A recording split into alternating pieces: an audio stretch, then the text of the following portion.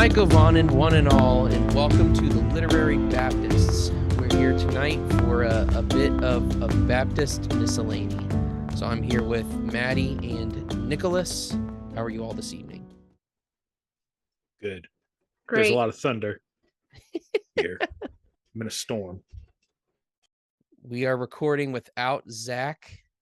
I was going to make up some fun family trip to Nargothrond or something that went longer than they expected, but honestly, he just couldn't make it. There was something else on his schedule, and it was more important than us, apparently.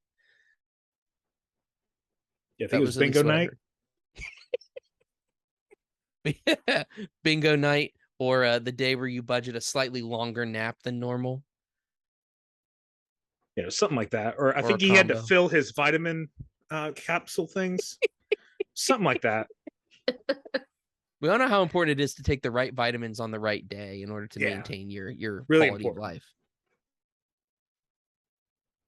And go buy some Polydent. It's very, very important. Keep up appearances that way. So we're gonna leave off talking about the Silmarillion for this episode. But so, what have you guys been reading lately, or have you been reading at all? Maddie, you haven't been reading anything, have you? Oh, you want me to go first? Okay. Yeah. Well, We're not going to bury the lead. You're going to have the most stuff, so might as well. right now I'm reading the Count of Monte Cristo. Jeez. So I'm overachiever about much? I think it'll be 2 weeks Sunday that I started. I'm on page 861 of 1200 and something. But so I've mostly been reading that, partly because it's a huge book and I want to finish it, and partly because it's just a really fun tale. So it's got me hooked. Also reading a biography on George Mueller with my kids. Nice. So we're just kind of at the beginning of that, and that's been good. I'm reading Elizabeth Elliot on discipline. And I started reading Dorothy Sayers' Cloud of Witness, but I put that on hold to finish Count of Monte Cristo because it was just a little bit too tricky for me to keep separate. When they're not like that much alike, but there's enough similarity that it's like I need my stories to be different enough when I'm reading them that I don't get confused between players. Yeah. So, I find it hard to read more than one novel at the same time. Right. Yeah, for me it really just kind of depends. But if the novel's good enough, like you don't want to pause that story to go on to another story. So Yeah. I do prefer, having different nonfictions going, but one or two fiction. We'll read like C.S. Lewis stuff with the kids, or Wingfeather, Green Ember, that kind of stuff. But yeah, for my own personal novel. But this is the longest book I think I've ever read that's like fiction. I know I've read some nonfiction that's longer than this, but this is the longest book that I would have. In fact, I'm pretty sure 860 pages is like personal best at this point. I'm trying to think how that compares to like David Copperfield. But my copy's not out here. Y'all need to graduate to the big leagues like I did and read Atlas Shrugged, which was miserable. Yeah, I don't want to read any long, miserable books, though. It's awful. It's one of the worst books I read, but I have done it. Check mark. Yeah. I'm sorry for you. Gonna exercise my free will and say no to that. That's smart. Did you become an objectivist after reading it? Were you inspired to be objectivist? No, it actually wanted me. I was like, hey, you know what? Maybe socialism isn't all that bad.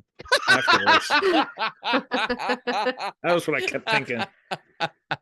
Like this is dangerous. I need to read some poetry. Need to reset. Yeah. Yeah, my trouble with this one is I didn't take French in school, so oh, that would be useful.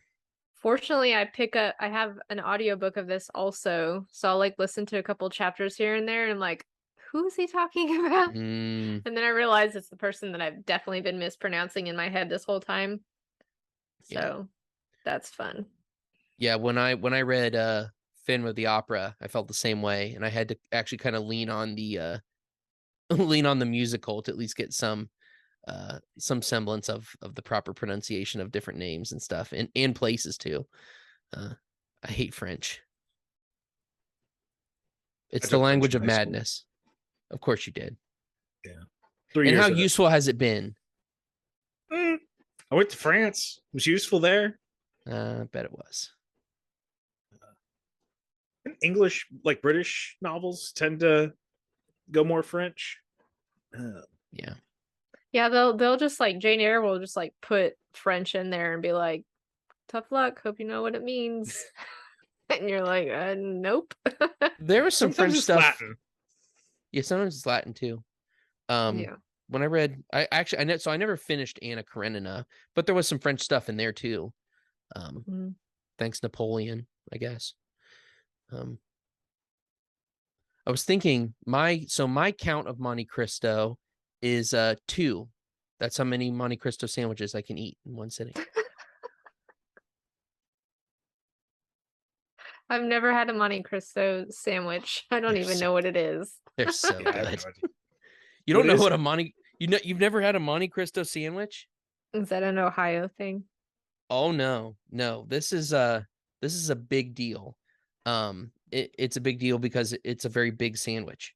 So a Monte Cristo is like it's a triple decker sandwich, okay?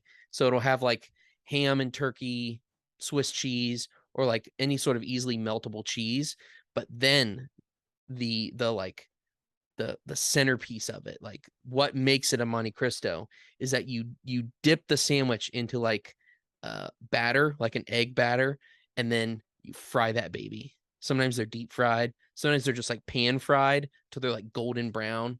Oh, dude, they're so good. It's terrible. It's terrible for your arteries, but man, so good. So, deep fried ham and cheese sandwich is A Monte a Cristo. possibility. Yes. Hmm. Yep. I don't know who came up with it. I'm hoping it's an American because honestly, that's a very American sandwich. But if doesn't it's not sound an very American, French. yeah, if it's not an American, I'm gonna make that person an honorary American because that just makes me see red, white, and blue. That's probably a blood pressure problem, but I do see red, white, and blue when I eat one. Okay, I'm really glad we're getting this on video because What's going on? because Nick is looking like a Max Headroom video right now. What happened there? All right. I guess my camera's just like, I'm done. So that's fine. That was straight up Max Headroom. Well, you can tell when it's done because I'm just gonna go like this when it's going on. Well, we don't know because you're too busy twitching that we don't know. What was in that diet caffeine free soda you were yeah. drinking? Diet right. Notice I appropriated your culture by saying soda. Oh, here it's usually Coke. Ugh, don't even get me started. Anyway, but we definitely don't say pop here. Well, Facts. you should, but it's okay. So, Nick, what have you been reading then? So, okay. First of all, I finished Taliesin at Maddie's suggestion. It was a very good book. Now, that's a single book, or are there multiple books? There's a series, but Okay. that's the first of them. And it did make me feel a little hopeful for the future because I've always struggled with the fact that I don't like any novels that are written in my own lifetime. And this one, I guess this is I think it was written the year I was born, but or published the year I was born. But it's it's good, and it's a good Christian novel. I don't know anything about the author, but other than like what Maddie said last time, I guess. But it's a good book. It actually deals with big issues, whereas the other book that I read recently, the Bernard Cornwell book, Harlequin or Archer's Tale, Mm-hmm. it just was a story. It didn't deal with anything. And I realized that is something that I do like. I like to say, okay, this book has something that it's trying to say and accomplish. I don't like when it's forced. Usually, sometimes, I guess, like Pilgrim's Progress, yeah, that's fine. Yeah. But I generally like it to actually try to say something rather than purely just to entertain. I can get away with it with like the Bernard Cornwell because I can learn a little bit about like the 100 Years' War. Mm-hmm. So I get something out of it that's not just a story. But I think that's an important thing. And the Taliesin one, it deals a lot with like the relationship between paganism and Christianity. It deals with death, a lot of big things, you know. So Death, what a topic. Yeah, death is, yeah, that's a real thing. Yeah. So I enjoyed that book. And as I was trying to decide what to read next, I wanted something that had like kind of explicit Christian themes, but I also wanted to read something from the Victorian era, from the 19th century, really, because of the reading challenge we have. Whoop whoop. And so link will be in the show notes. Yeah. I decided to ask a computer what to read, and you didn't ask an AI to write you a book to read. No, you asked a computer what to read. I asked about Victorian novels with Christian themes. I did both ChatGPT, and I just got access to Bing Chat, which is Microsoft's version of it, which the one that's calling out its enemies. Yeah. Okay. But it cuts you off. Like, you can only ask like 5 questions now. It doesn't freak out as much as it did the first few days, I guess. Kind of sad. That was kind of what I wanted to happen. You always want an AI chatbot meltdown. Yeah, exactly. It has access to the internet. So unlike ChatGPT, which was trained with data from, I don't know, up to like 2020 or 2021, the Bing Chat has access to the internet, which is, I think, why it was so aggressive early on. Or like paranoid. Loving. Yeah, paranoid. A lot of those things. It has access to the internet. So I asked them for Victorian novels with Christian themes. And both of them are terrible at this. I know that we are afraid of artificial intelligence sometimes, you know, like, oh, it's going to take over things. But it cannot understand that Pilgrim's Progress and The Lion, the Witch, and the Wardrobe, 2 staples of this question that I tried, neither of them is Victorian. It thought those were clear. Victorian novels? Yeah, it kept saying C.S. Lewis's Lion, Witch, and the Wardrobe. It's like, that is not Victorian. Or it'd say Pilgrim's Progress by John Bunyan. Again, doesn't count. Not yeah. The other ones that did make it to the list very often, I think Jane Eyre made it every single time. I was gonna recommend that for you. I can be your AI recommendation. Jane Eyre. You're probably better than it at that. It also recommended Count of Monte Cristo a couple times. Delicious. But then it would also recommend, it was like, well, Elizabeth Gaskell was a Unitarian, and these are some of her novels. And it's like, well, and so sometimes I had to say, don't include Unitarians. I will say that what's their North and South is one of her novels. Yeah. But Bronte? No, what's her face? You just said her name. I'm trying Elizabeth Gaskell? Yes, Cranford is one of her novels, and it is delightful. Granted, she's a maybe I could have read Unitarian, them. so okay, but Yeah, it's like quaint small town village and little small town village problems. I'm not gonna say it's gonna tackle any big themes, but doggone it, is it delightful, and a yes. lovely miniseries as well on the BBC. Small English town will get you over having no theme. Hey, Mayan. So anyway, but one of the ones that kind of showed up sometimes and is the one that I actually decided to read is, I had to look up the pronunciation, so I'm going to say his name. Heinrich Sienkiewicz. He wrote a novel called Quo Vadis, which takes place during the time of Nero, and it's about Romans, like, and I guess there's going to be a relationship with early Christians in this historical novel. One of the main characters is Petronius, who wrote the Satyricon, and he's kind of like this real flamboyant character. But I'm only a few chapters in, and it's really enjoyable. I'm enjoying it a lot. So it was originally written in Polish. I just Googled it. Yes, I Googled it. Yes, yeah. That's why I had to look up his name. Wow, how to pronounce it.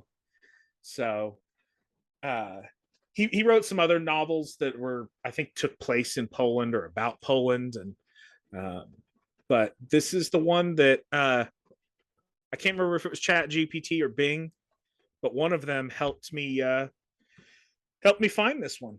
So, dude, that sounds awesome. Yeah, it's so far I like it. It's going in my Amazon cart.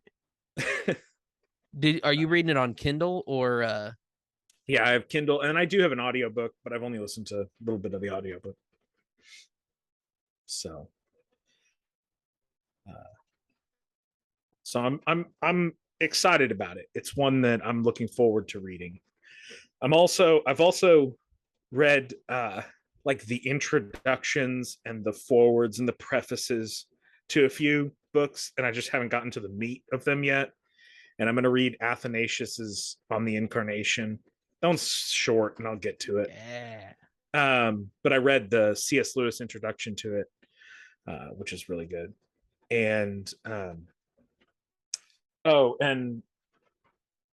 Baxter's Dying Thoughts. I had it on my shelf and want to read that. So I think it is abridged. Read about some final justification. Yeah. It was abridged in the 1700s, so I'll let it slide. Wow. Since that's what people have read it for a couple hundred years. You must have had a lot of dying thoughts. Yeah. Good gravy, man. Yeah, I'm planning on doing mine now so that they're longer. See how many I can get in. That's a good idea. I'll start mine too. I'm going to call them dying inside thoughts. I mean, I do plan on dying at some point, so I may as well get it over with now. Yeah, that's a good bet. Yeah. 1 in 1 people die from what I hear, unless your name's Enoch. Yeah. Or Elijah. Yeah. But I mean, still about 100%, you know. Yeah, that's a statistical anomaly. Yeah. So some people have died twice too, like Lazarus. Yeah. So poor I guess loser. it evens out. Old Lazarus, man. Dying twice, that's gotta be a thing. Yeah, that would really stink. Like he already stank once. Yeah.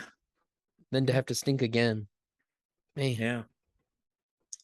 So those are the books that I'm reading now. Wow. Lovely. I am the least diligent of the three of us because I haven't made much progress. I'm still about a third of the way through Sir Gawain and the Green Knight. But part of my problem with getting through that is I can't stop rereading stanzas and listening for the alliteration and that old like Anglo-Saxon dealio. Actually that reminds me, so as I've been reading it, it reminded me of, I heard on it was a poetry podcast they did a particular episode about Welsh poetry, and there is a Welsh poetic device, I guess it's technically a device, but also kind of a form called, and I'm going to totally butcher the pronunciation, Kunkhameth or Kunkamuth or something like that. Anyway, it reminds me, those lines remind me a lot of the way that works in poetic form. So something somebody gave like a line, an example of line, something like rippling among, something that started with an M, rippling among the rushes of the marsh, and like the whole kind of like it just sounds like galloping to me. In so it's not necessarily about end rhyme, it's about the alliteration within the line, and it just like makes my brain happy. So I'm like behind on the story. I should be further in the book, but I can't get over the the artistry behind the actual individual lines and stanzas of the poem. So I'm really enjoying that. I bet you by the time I'm done, I'll just turn around and read it again, because I'm really enjoying it. And then still working through 1984, and I had forgotten how much it drags after. So it's in 3 divisions. So the first division like went so fast because like, he's going to work and he's trying to hide from the screen and all the, the 10 minutes hate and all that stuff. And then he like gets a girlfriend in the second book, and everything just like slows down to like nothing. And that's been tough getting through, but I will get through that because I have locals that are keeping me honest when it comes to because we're all reading it together. And so that's fun. Being part of an in-person book club is definitely fun. Not so I get the benefit of an in-person book club and a digital book club with all you people. So it's a ton of fun. And then aside from that, I've been prepping for a Sunday school I'm going to teach later this month. I made the foolish decision to do a Sunday school about the Trinity, but it's been a good reason to crack open some books that I've been wanting to read for a while and just haven't taken the chance. So the first one is a very recent book, Jim the Man Renahan's exposition of the 1689 called To the Judicious and Impartial Reader. Wow, that book is amazing.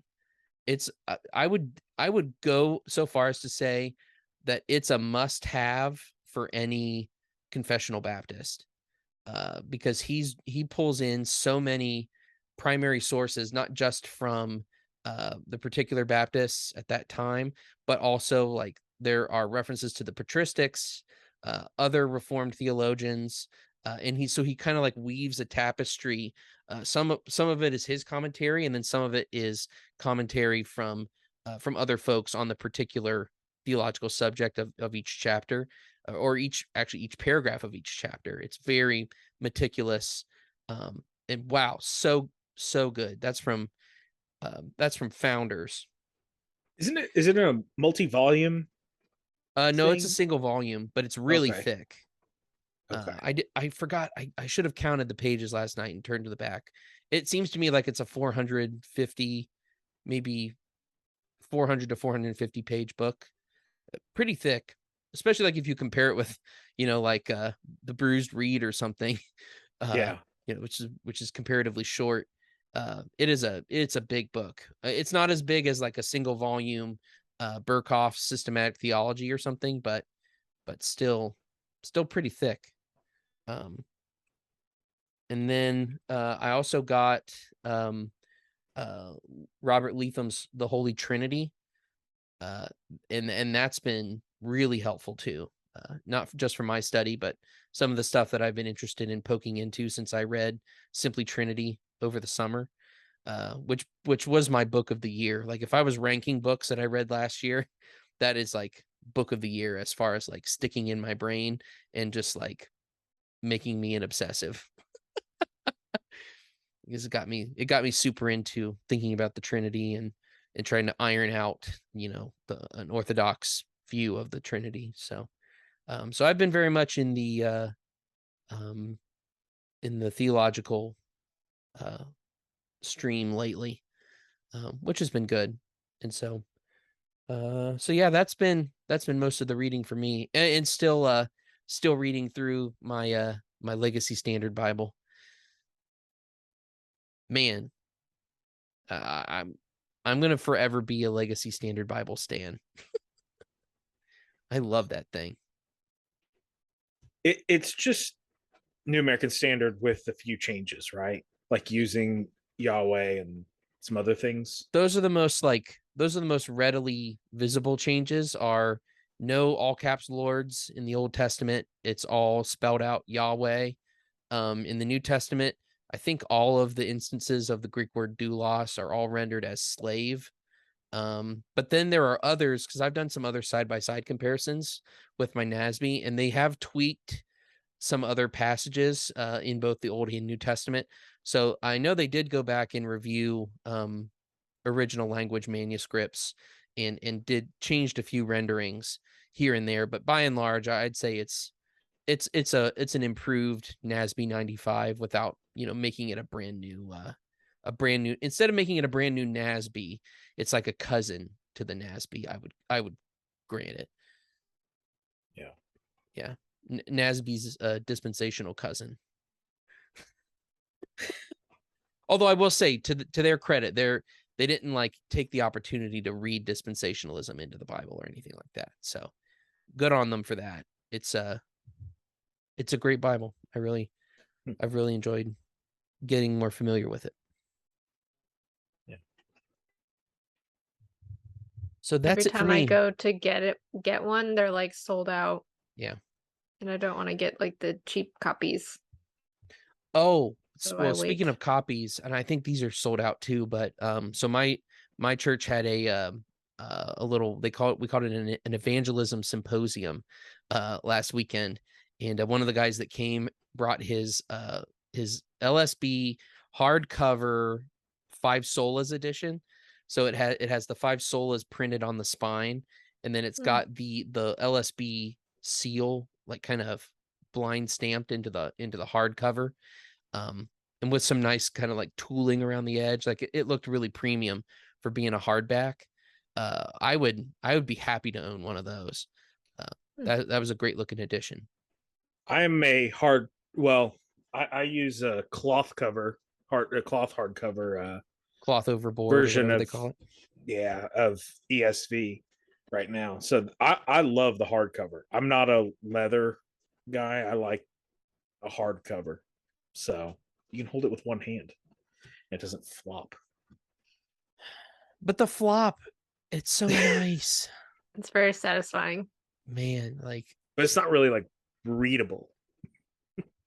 I have my floppy leather Bible that I use at church, and so when we stand up for public reading, I can hold it up, and granted it flops, but what's kind of fun is because I have a 2-column Bible that I use. That's the Bible I take on Sunday, so I can hold it up like this and have the spine here, so the pages are flopped over, and I can read the leftmost column, slightly open my hand to see the second column, then read the left column on the right page, close my hand a little more to read the right column. And it's a fun little game.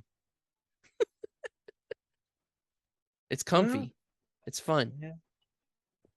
It feels so nice in your hand. I also have it's yours one is of cheaper the too. Creeds and Confessions ones. Oh, so it's got all nice. it's got like the 1689 in the back and Westminster, and it's got all those. I gifted one of my pastors one of those for Christmas. It's good. I love the Creeds, baby.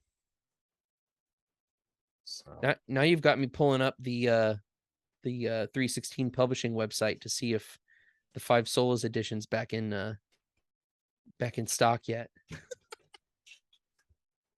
While I'm researching Bibles, So is that your main ESV? Yeah, this is what's what's that? Is that like a gigantic seal on the front cover? Yes. Oh, sweet. Okay, it's got the Creeds and Confessions like logo. Yes. Yeah. So cool. So that's my main one. Oh, speaking of, did I ever show you the church history study Bible? No. Ooh.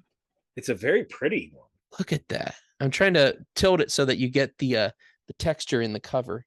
It's got like a Gothic cathedral in there. Yeah. Yeah. Say a little bit of Westminster vibes. Try to get my hand out of the way. I support it. It's so nice. And it's basically a Ligonier thing, isn't it? Maybe not officially, but this is Crossway, but it's got Ligonier vibes. Yeah. Well, and it was I think I sent you the contributors page, right? Mm-hmm. Yeah, where what's his face? Mr. President of the college. I'm blanking on names tonight. My brain is tired.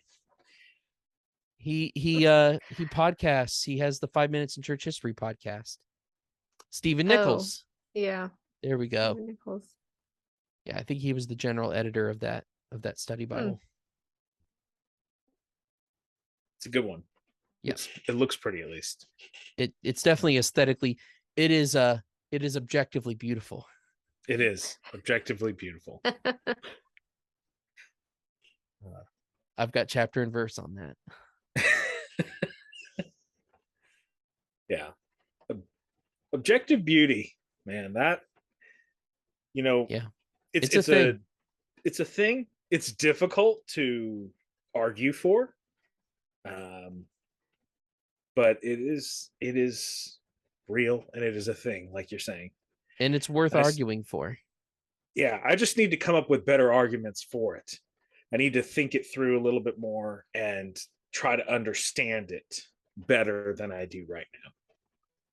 Yeah. So that's well, one of and my I think goals. a lot of people confuse preference with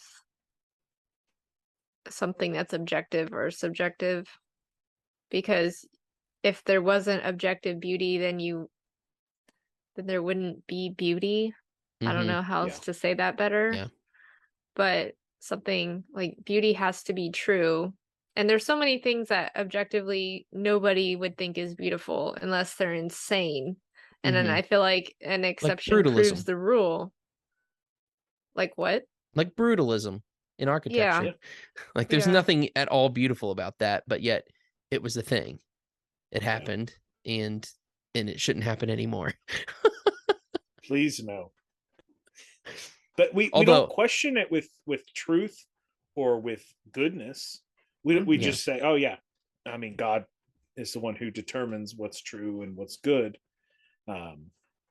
or it's rooted in Him at least. But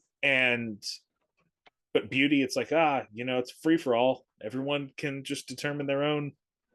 It's like they can be absolutist on truth and morality, but then just a raging relativist when it comes to beauty. Yeah. They'll say by what standard about everything else, but not in regards to beauty. Right. Well, and I would say that it's closest to morality in terms of arguing for objectivity, because morality isn't always black and white on face value. Like sometimes you have to really think over. Yeah. So, but we don't deny objective morality. Right. But there is sometimes you're faced with the choice, what's more in line with the moral choice. Even the pagans will admit to that if they don't have an axe to grind. If they're being honest, they will. Yeah. We've clearly had internet debates about this recently. We've clearly discussed this recently. So, if we're not careful, it could become another another inside joke of the show. I'm fine with Cryptic that. references to beauty. All right. It Yeah, wouldn't hurt anytime me at all. something's beautiful, just be like, by what standard? Mhm. By what standard? Yeah. Chapter and verse, please. Yeah. Chapter and verse. I'm gonna start doing that when somebody says something's beautiful. That'll be good. Yeah, I like it.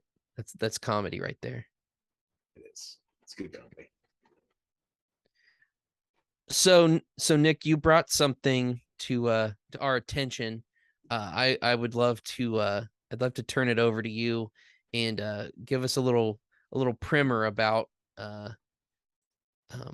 how you've been radicalized by dirty Western literature.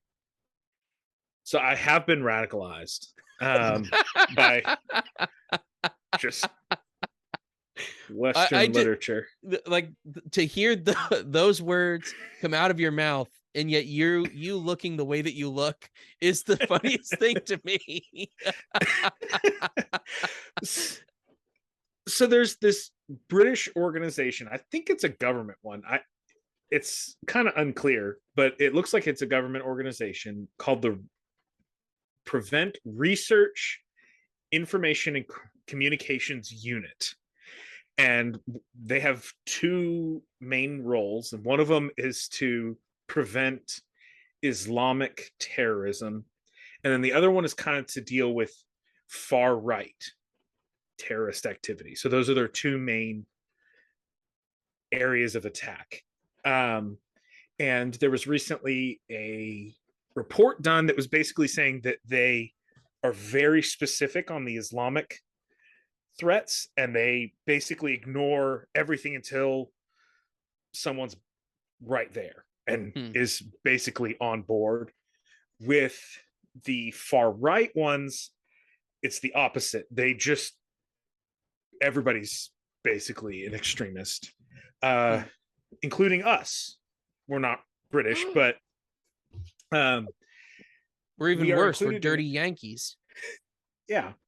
So they had a reading list of historical books, and I don't have access to the list, but Douglas Murray at The Spectator does, and he wrote down some of the items on this list, and they include works by C.S. Lewis, Tolkien, works of Shakespeare, Beowulf, Paradise Lost, Canterbury Tales, essentially the Western canon. Oh, and Lee, 1984 is on the list. No. Do I need a lawyer? Probably.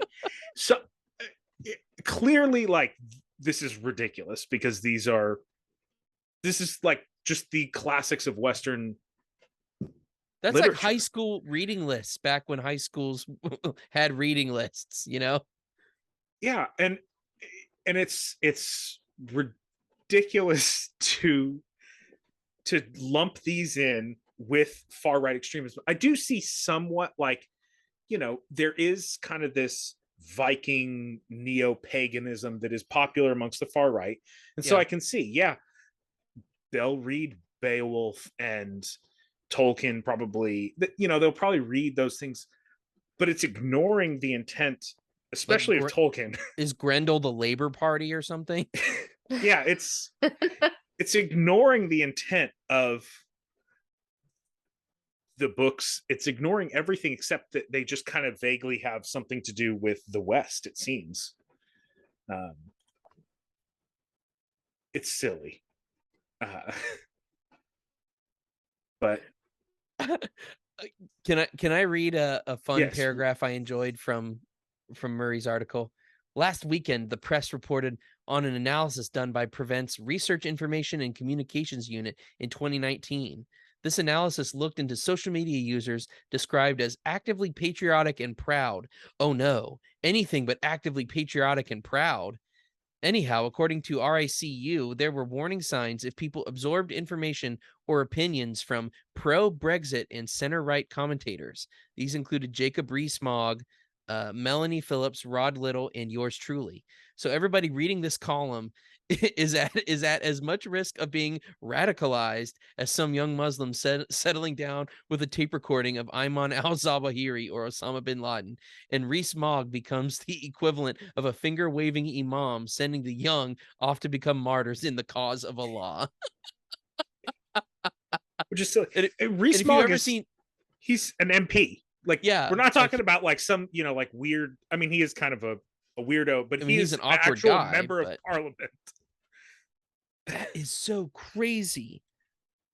So, I think there's this, especially amongst the left now, there's this push, obviously, towards, you know, oh, we need to ignore the old dead white men thing. But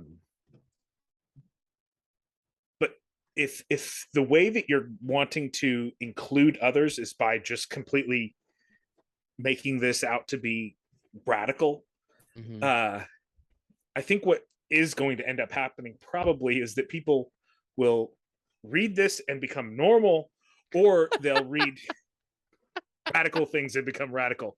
So let's hope that they read these things and become normal human beings. And that'll be good. Because C.S. Lewis, like, what in C.S. Lewis is so, like, puts you on the train to white supremacy? I can't think of anything.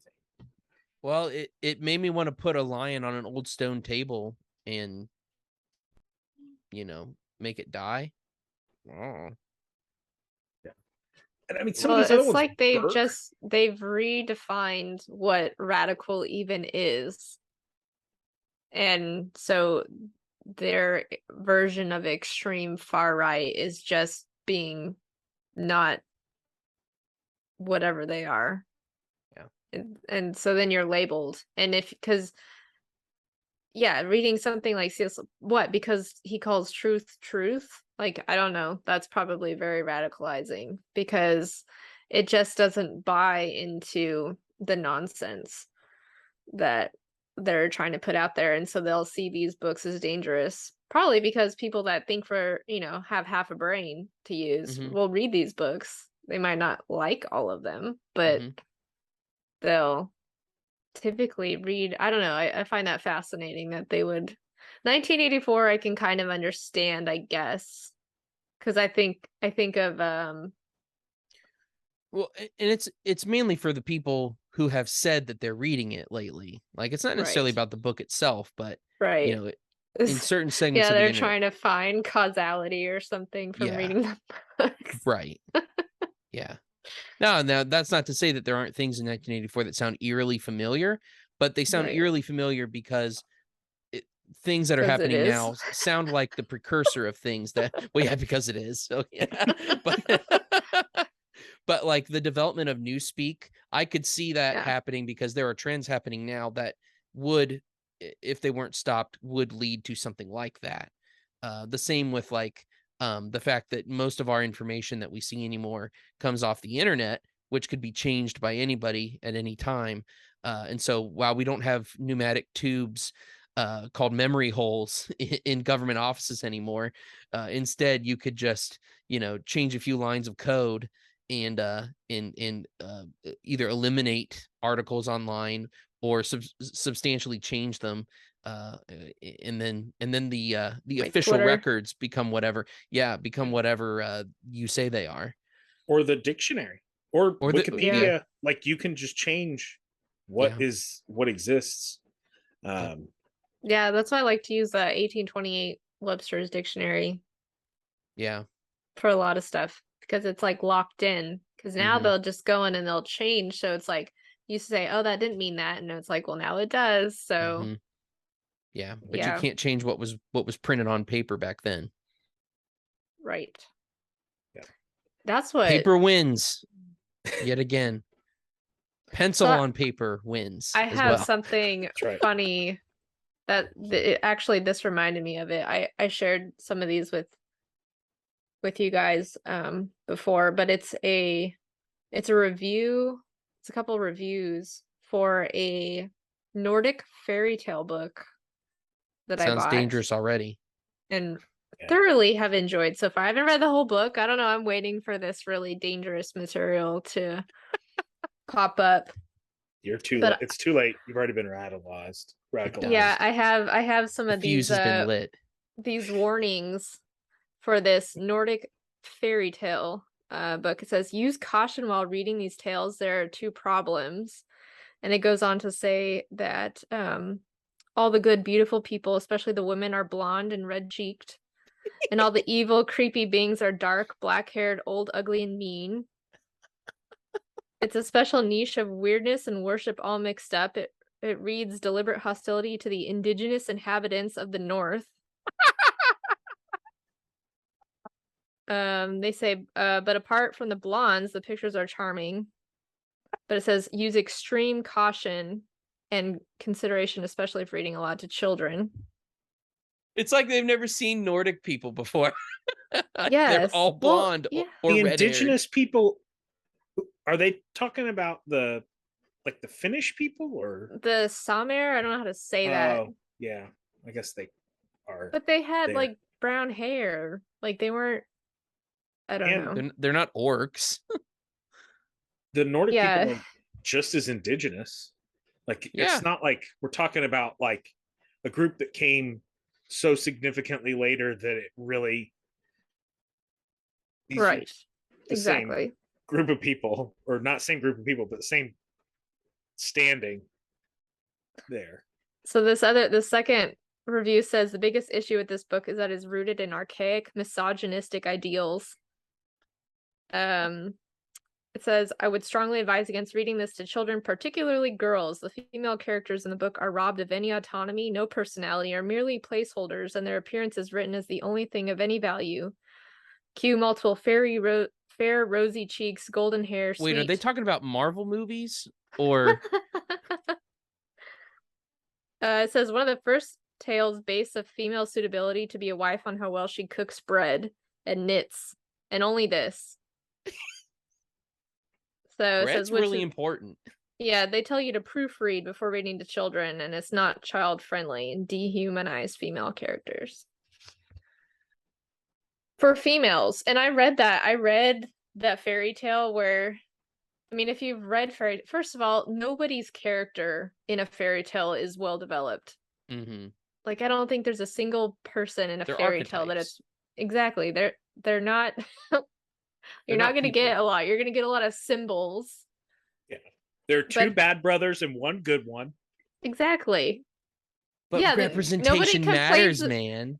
Nobody cares about how like annoying some of the men are in these stories. It's only like, oh, there's always a prince or whatever the story is, and it's like, no, there's actually bad dudes in there too, or dumb guys. Like, it's not just the helpless women.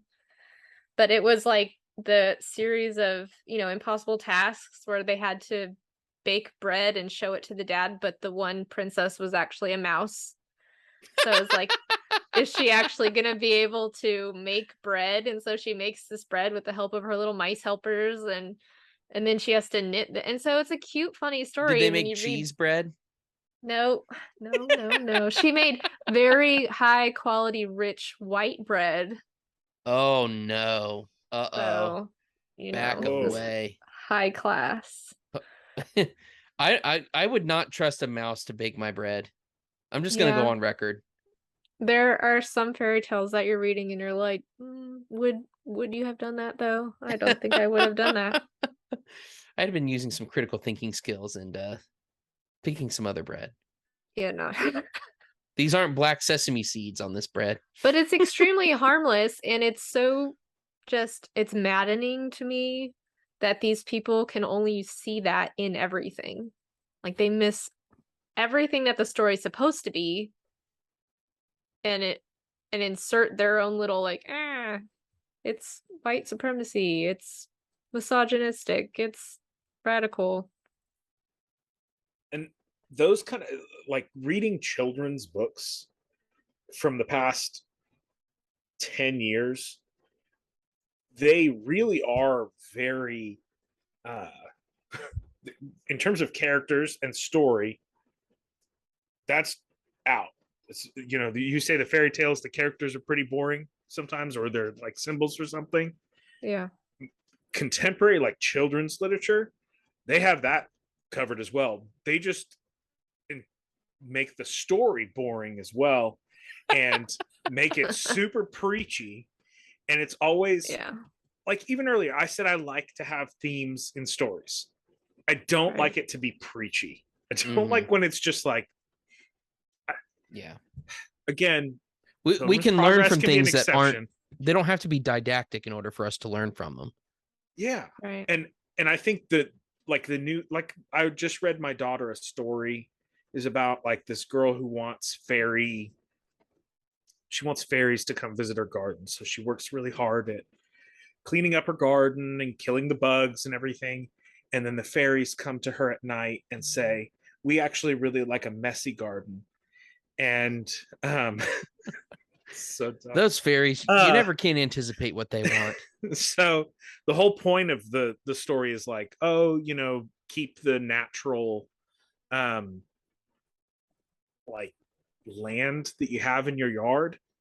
I don't know. I mean, hopefully the kids reading this don't live in neighborhoods with like homeowners associations, but it's like, you know, let the grass grow, leave dead leaves everywhere. It's good for us. And I mean, that's fine. I live out in the country, and so we can do that, but it's not really a good thing all the time. Like, it's not an objective good. Yeah, but they made it seem like it is. Or, well, I guess these kids in the cities just aren't going to get any fairies. So yeah, they may just have fairies of another kind. Well, they will. Yeah. Interesting. Yeah, I read Hansel and Gretel to my kids, and that's kind of a weird. I remember reading. That's problematic. With extreme caution, I'm very radical. But I read it to them, and I was fascinated. I was just curious, like, you know, like what would they take from it? And they picked up on some themes there that I didn't have to explain to them. I don't know how familiar you are, but you know, they noticed the similarity between the stepmom and the witch, and just a lot of those themes that you don't have to preach. Like, they can be in a story, and you pick it up better. I think that was like a point Tolkien made in one of, maybe even in his on fairy stories. Yeah. Just that you pick it up better through a story than just preaching at people. Yeah. So contemporary stories are preaching at people with a thin veil of a story around it. Right. Very thin. And bad morals underneath that they're trying to preach at you about too. Yeah, usually. I mean, this one was the fairies and, you know, making your garden look wild. That it doesn't really matter. Tame. But there are some that are much, much, much worse. Yeah. So. Yeah, I think that, you know, to go back to Tolkien, that's one of the beautiful things about his work, not just the Lord of the Rings, but really all the histories of Middle Earth as well, at least as far as I've read. But they really are so good at capturing big themes that are really important, and moral, dare say even Christian, and yet being told in a place that is not a necessarily Christian place. You know, it is in a secondary world, and being told in a lot of different ways from a lot of different perspectives, and yet is crystal clear. And that's just not something you get from contemporary fiction, especially not contemporary Christian fiction, which is honestly almost an oxymoron,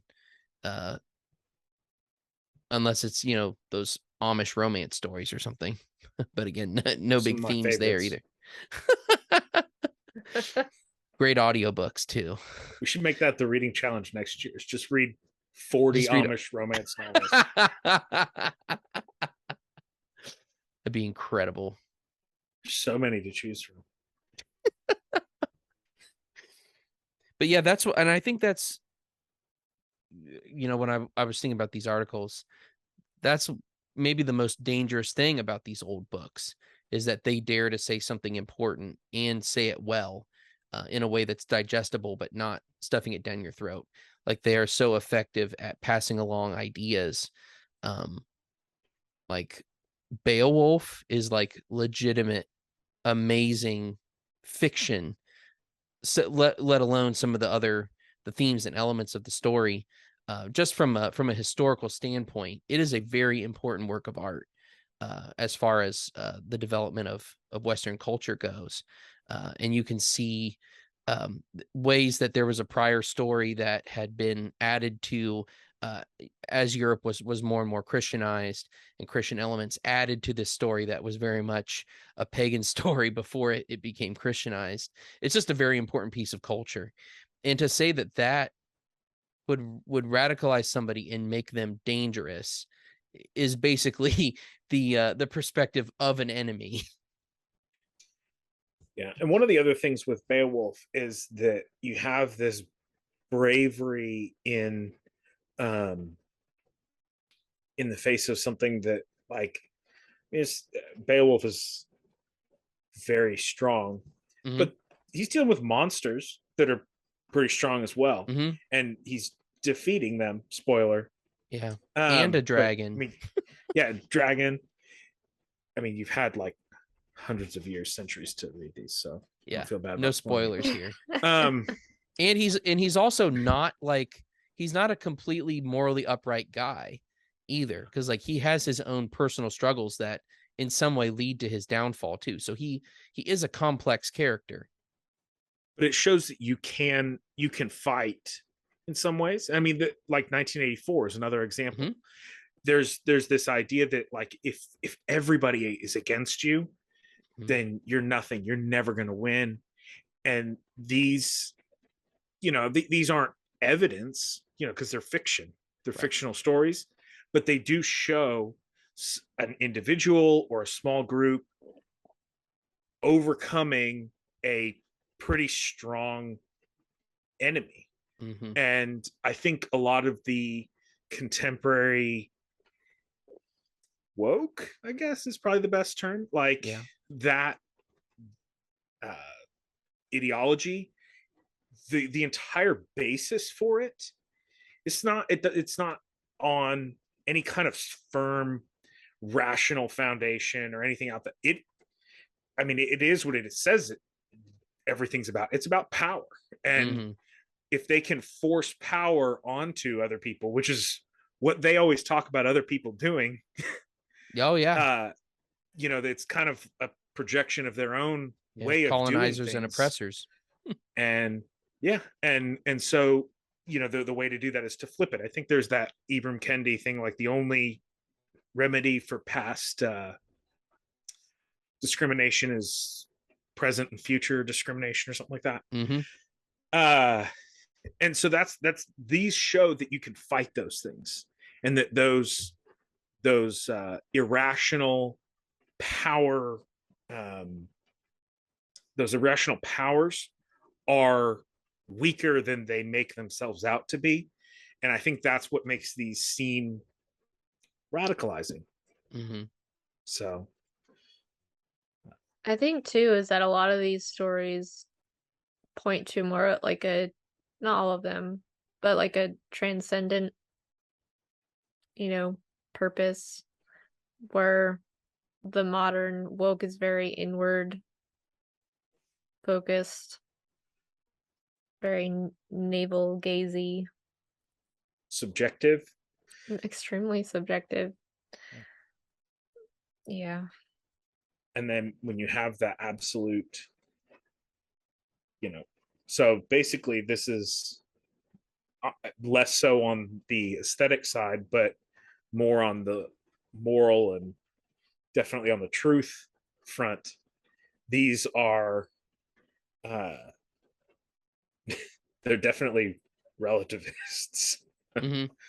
So even though oppression is wrong no matter what, except when they get to do it, but they use a different name. Yeah. Right. Yeah, because there's nothing stopping some shift to come eventually. And instead of, to take Lord of the Rings, for example, Lord of the Rings, they're considering it radicalizing now. But there's nothing to say that within, 10 years, some new cultural meme comes across, and all of a sudden, Lord of the Rings is actually aspirational now. And there are notes, maybe not the bigger themes, but there some part of culture may find parts of it beneficial, and so it'll be taken off of the proverbial banned bookshelf and be publicly blessed again. There's nothing to stop that from happening, because this is coming from a relativistic point of view. We find these things despicable now, but a day may come when they're not despicable anymore, because they never were actually evil in the first place. So let's hope that day comes. Yeah. So hope everybody wakes up to this stupid stuff and gets real. Well, and I have two thoughts that are related, and I'm trying to figure out which one I want to go with. But do the second one first. The second one. The second one is we have such a hard time reading things that are uncomfortable, that contain things that don't align with our current, and that's true for me as well. But like, you read these older books and sometimes they do contain racism, or what we would consider racism. They're okay with social norms of the day that we would find appalling. And what's interesting, instead of being able to understand that that's a reflection of the thought of the time, it's no, you got to throw it all out. You can't even read that. It's dangerous, because somehow that's going to seep into your mind, and now you're going to be okay with all these things, which may or may not actually be wrong. Some of them, obviously, yes. Others, just things we just don't agree with. So. One of the reasons why I know I like to read things that I do agree with is because I sometimes feel a little bit more alone. I will see, you watch the news or you read the news, and that's from a perspective that I usually disagree with. Or I will, watch a TV show like a Marvel movie or something, or something like that. Ugh. And it's going to be something where I disagree with it. And so when I'm going to go read, I like to go back in time to the things that I have a lot more similarities to. Right. Yes, there are obviously things that I disagree with, and things that probably I would agree more with the contemporary culture on, but I think that I get the contemporary space plenty in terms of entertainment and news regular media life. And so I for reading, I want to make up for it by going to things that I will probably agree with, or at least somewhat. And some people will call that escapism, but I don't think that's right. At least not entirely right. Because even though partially, you're escaping our times, but it's not for a reprieve, even though it may grant some reprieve, but you're actually arming yourself, encouraging yourself, or just remembering that there is a past. That's one of the most one of the aspects of 1984 that's really stuck out to me the most in my reading so far is that in that book, the people with the real power are the people that can change the past or erase the past. And so to have the benefit of having so many records of the past sit on our bookshelf, we really should read them, because I think the more that we are in touch with the past, the better we're able to tackle the issues of our time as well, because there's nothing new under the sun, after all, to quote Ecclesiastes. Right? Yeah. I doubted myself Yes. there for a second. Yeah, it is. And so, you know, people who don't read the past are doomed to repeat it. And we can do that through historical novels that are from a certain period of time. You know, I think philosophy is helpful for that. Reading actual historical accounts are good for that. And there's nothing wrong with that. I think we should do that more often. I'll say this quickly because I know Maddie had another point. But a few years ago, like 10 years ago, Wow. I went through and read a ton of dystopian novels. So I read 1984. I read I read Anthem by Ayn Rand. Did you do Brave New World? Yes, read Brave New World, which good. is also on this list of radicalizing. So I read all of these novels. There was another one, This Perfect Day, I think it was called. I read several of them. And one of the themes that I noticed is that kind of what you were saying, history was the thing that brought people out. And in several of them, it's a museum or a historical artifact is the thing that the protagonist, the person who escapes, it's a museum where they learn about what happened before. And as I bet that made you feel good. In the museum world, makes me feel good somewhat, but it also is kind of terrifying because the people who have that power are also in charge of most of the museums. Museums are a very, very left-wing industry, but really all industries are at this point.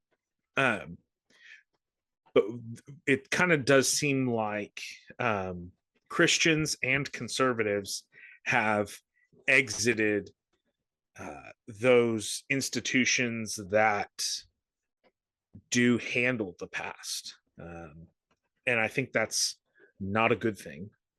And that's why we should buy some books and read them. So, and retake our institutions. Yeah, we can, sure. Or start new ones. That sounds too radical. Start new That's so radical. Yeah, that is radical. You know what's interesting? So when you mentioned This Perfect Day, I Googled it because it sounded familiar. That's a novel by Ira Levin, who famously wrote Rosemary's Baby. Yes. Yeah. I did not know that. It's basically 1984 with I think it has more explicit sexual content and stuff.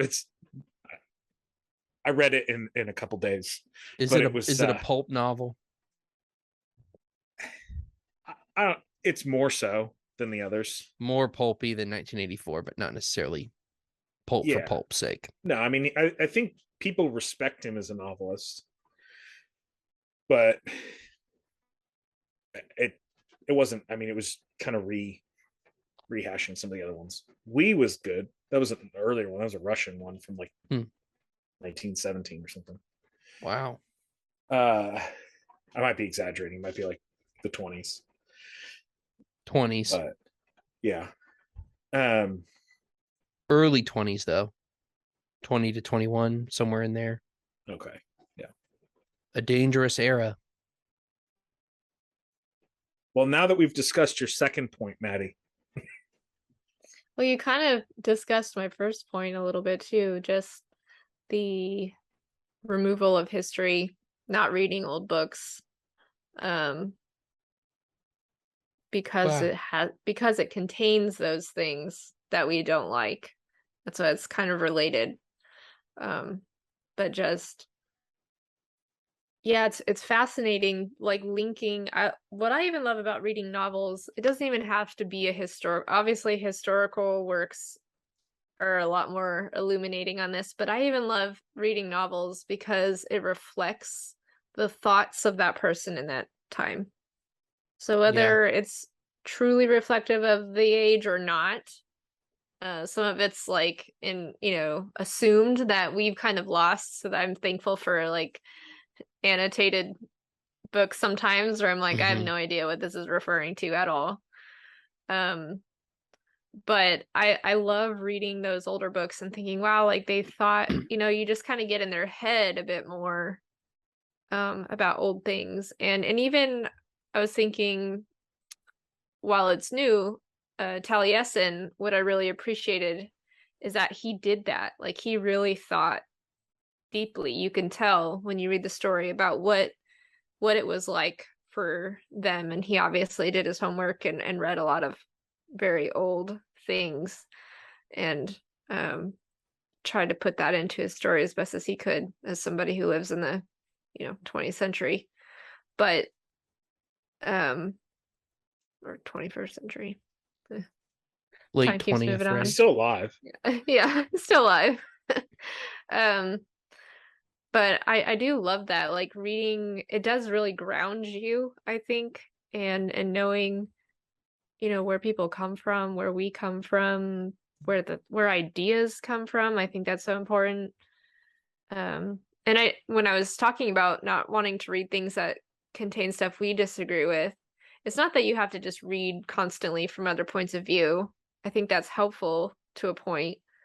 But there's so many books today that I think we're just shy of, even as Christian evangelical, like even Monte Cristo. It's not a book I would want my children to read. Mm-hmm. It assumes, because it's France for a large part of it. It just is okay with the idea of having mistresses all the time. Like that's just it's there. It deals with those kinds of themes. It deals with drug use and all that kind of stuff that was going on, and not a negative. It's not looked on negatively because it wasn't then. It was just a fact of life. Right. They were experimenting with those types of things, and that's in the book. But I feel like there's a lot of people today that would say you can't read that because it contains that. Just like someone from the other side of the aisle would say you can't read it because, he has a black slave in the story or whatever it is. And I think that we need to learn how to just toughen up a little bit. Well, it's thinking about you mentioning that he had a slave. I'm getting tired of that argument because I think a great example of kind of the hypocrisy of our current moment is has to do with Uncle Tom's Cabin, which was burned back when it was first published by slave owners because it humanized a black man and made him a hero, and now it's basically being unofficially banned by the woke left because it doesn't go far enough in their estimation. And so we have this pendulum swinging at all times, and burning books is the natural result from both of those perspectives, and it's just not the right move. We can't ex post facto condemn these writers of the past because they don't meet with the enlightened morals of our day today. In fact, I think they're more instructive because they come from that era. Because if it hadn't been for events that happened back then, events that are happening now wouldn't happen the way that they're happening because we live in a stream of history, and events from the past have effect on what is developed in the future. Yeah. In terms of somebody being a moderate on Uncle Tom's Cabin, AI gave that as a suggestion for Victorian novels with Christian themes. So I got that one a few times. Wow. Yeah, so good. I think you still need to find an excuse to read Jane Eyre this year, though. Okay. I mean, it really did. It probably showed up. If I did a chart, it would probably be the number one that showed up on that. There were times where it only had 2 novels. And it was always one of them. Oh, yeah. I did this like 10 or 15 times. This was a scientific experiment. I need more. Because it would do like 1 or 2, and it's like, no, I want more. Give me a list. More. Don't describe them. Well, you know, it's pretty funny because like with that bot having access to the internet and everything, and yet it can be so ill-informed about the significance of the passage of time. It really was. Gold star. Thank you. Well, any final powerful thoughts on these themes? I know we've really unleashed some radical thinking in this hour, but is there any more gleanings from this dangerous literature that you want to pass on? Read it more. Yeah.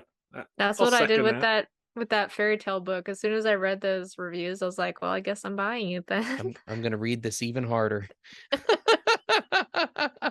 That's how I feel about like the people that are going like crazy over the possibility that Protestants could read Thomas Aquinas and still remain Protestant and actually get something useful from what he wrote.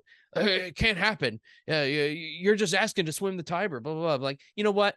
I've never even read Aquinas, and now I'm going to read Aquinas so hard. So thank you. Yeah. Thank you for the encouragement. You're going to spend years reading that. I'm going to read nothing but Aquinas for the rest of my life. Count of Monte Cristo is like a short story compared to the Summa Theologica. I'm down. I'm ready. I'm good to go. Good. Well, thank you as always for an enlightening and energetic conversation. These episodes are always fun. So I for one enjoyed the miscellaneous fun that we've had this evening. So thank you all very much. Do check out the show notes, whether in your podcatcher or on YouTube, because these videos of these podcast recordings are going up on YouTube as well.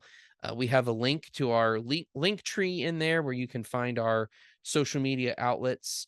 You can also on Facebook, and I believe it's on Twitter as well, find the infographic for our reading challenge, which we ourselves are well on the way for. And I've seen some updates online of various listeners crossing off their lists as well. So it feels good, man, to see people excited about reading books together, and it's just it's great. It's wonderful. So continue doing so. We love it. Send us feedback as you like. Our contact points are in the show notes. And I think that's it. May Monway keep you in the one, and peace out.